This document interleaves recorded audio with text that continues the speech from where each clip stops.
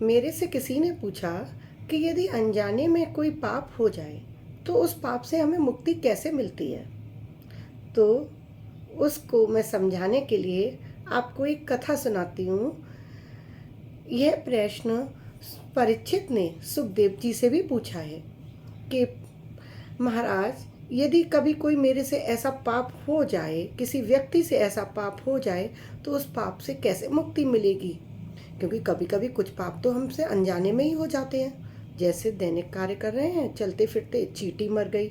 हम लोग श्वास ले रहे हैं तो कितने ही सूक्ष्म जीव श्वास के माध्यम से चले जाते हैं, मर जाते हैं। भोजन बनाते समय लकड़ी जलाते हैं, उसमें भी हो जाते हैं कुछ कीड़े मकोड़े, है ना। तो ये जो पाप है ये अनजाने में किया हुआ है। इन पापों से मुक्ति कैसे मिलेगी, तो ध्यान से सुनिएगा। जिन्होंने ये प्रश्न पूछा था उसका उत्तर, इस पाप से उपाय की मुक्ति का साधन। सुखदेव जी क्या बता रहे हैं। सुखदेव जी ने कहा, राजन, ऐसे पाप की मुक्ति के लिए हमें रोज प्रतिदिन 5 प्रकार के यज्ञ करने चाहिए। 5 प्रकार के यज्ञ करने चाहिए। महाराज परीक्षित ने कहा कि भगवान, एक यज्ञ कभी करना पड़ता है तो सोचना पड़ता है। एक यज्ञ के लिए भी तो कितनी तैयारियां करनी पड़ती हैं, कितना सोचना पड़ता है। और आप कह रहे हैं कि हमें 5 यज्ञ करने हैं, तो कैसे संभव होगा। यहाँ पर सुखदेव जी बड़े सुंदर मानव के कल्याण के लिए बात बता रहे हैं। बोले, राजन, पहला यज्ञ है जब घर में रोटी बने तो पहली रोटी गाय के लिए निकालनी है, गौ ग्रास निकालना है। ये हुआ पहला यज्ञ। दूसरा यज्ञ है राजन, चींटी का 10 ग्राम आटा रोज वृक्ष की जड़ में डालना है। चींटी के लिए 10 ग्राम आटा लीजिए, रोज वृक्ष की जड़ में डाल दीजिए जहाँ चींटी का वास हो। यह हो गया आपका दूसरा यज्ञ।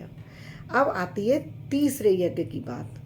राजन, पक्षियों को रोज अन्न डालना चाहिए। पक्षियों को रोज दाना डालना चाहिए। ये होता है तीसरा यज्ञ जो हमें अनजाने पापों से मुक्ति दिलाता है। चौथा यज्ञ है राजन, आटे की गोलियां बनाकर रोज जलाशय में मछलियों को डालना चाहिए। आटे की गोलियां बनाकर रोज जलाशय में डालना चाहिए। रोज ना हो पाए तो आप प्रतिदिन की बना के रख लो, उनको सुखा लो, और जब जाओ उधर किसी जलाशय के पास, उसको उधर डाल दो, प्रवाहित कर दो। तो वहाँ जो मछलियाँ होती हैं, कछुए होते हैं, वो उनको खा लेते हैं, उनका भोजन मिल जाता है। तो वो एक कल्याण का कारक बनता है। 5वां यज्ञ है राजन, भोजन बनाकर अग्नि देव को उसके टुकड़े करके, रोटी के टुकड़े करके उसमें घी और चीनी मिलाकर अग्निदेव को भोग लगाओ। ये 5वां यज्ञ है। तो कैसे हमने यज्ञ बताए, फिर से याद बता दे रही हूँ। पहला यज्ञ, पहली रोटी गौग्रास के लिए। दूसरा यज्ञ, 10 ग्राम आटा चींटी के लिए वृक्ष की जड़ में डालना है। तीसरा यज्ञ, रोज पक्षियों को दाना डालना है। चौथा यज्ञ, आटे की गोलियां बना बनाकर हमें जलाशय में डालनी है। और पांचवा यज्ञ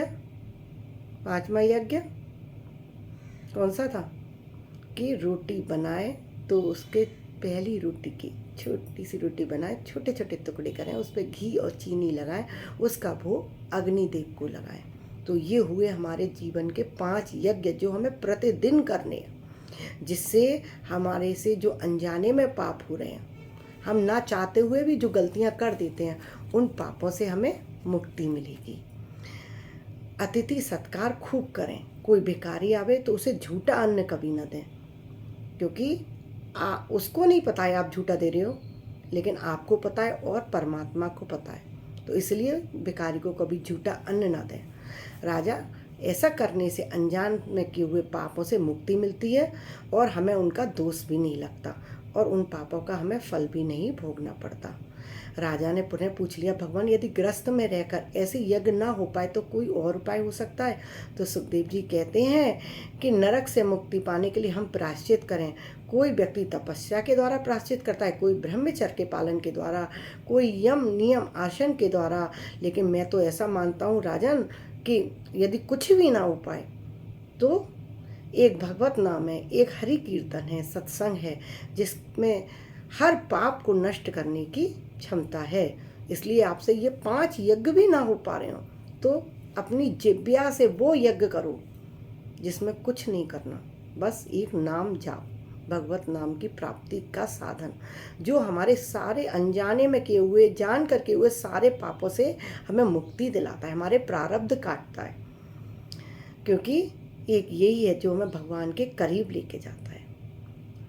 कहानी अच्छी लगी हो और प्रश्न का उत्तर मिल गया हो तो कृपया मेरे चैनल पर बने रहिएगा और चैनल को कृपया करके लाइक और सब्सक्राइब जरूर कर दीजिएगा, क्योंकि उससे मुझे भी प्रेरणा मिलती है, हिम्मत मिलती है आगे पढ़ने की।